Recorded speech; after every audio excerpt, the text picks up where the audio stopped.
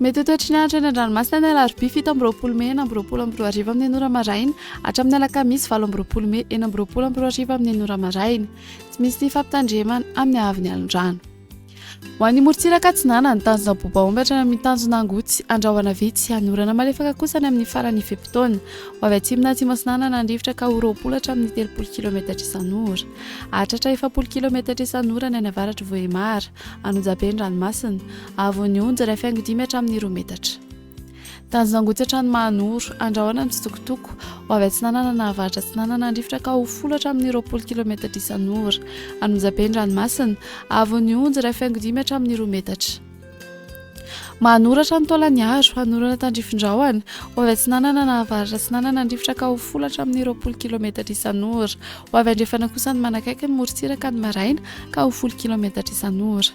Anonjabe ny ranomasina, Avony Onja andinany ray faingo 10 metatra. Taolagnaro hatrany amin'ny tanjona Vohimena Andrahoana mitsitokotoko. Ho avy Atsinana nandrivotra amin'ny ankapobeny ka ho 10 hatramin'ny 20 km isan'ora. Anonjabe ny ranomasina, Avony Onja andinany ray faingo 5 hatramin'ny 2 metatra. Ho an'ny morontsiraka Andrefana tanjona Vohimena hatrany amin'ny tanjona Angabo Andrahoana Vitsy. Ho avy atsimo na atsimo Atsinana nandrivotra ka ho 20 hatramin'ny 30 km isan'ora.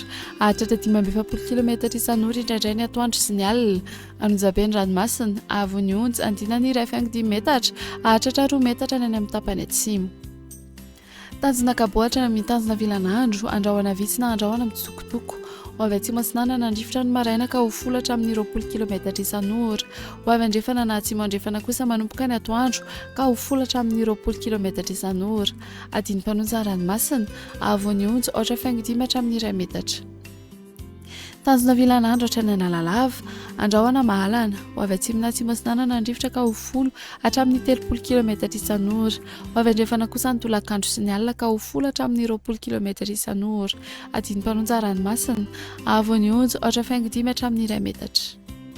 Analalava hatrany amin'ny tanjona Bobaomby Andrahoana mitsitokotoko. Ho avy atsimo na Atsinana nandrivotra ny eo anelanelany ny osipesy ny tanjona Bobaomby ka ho 10 hatramin'ny 30 km isan'ora.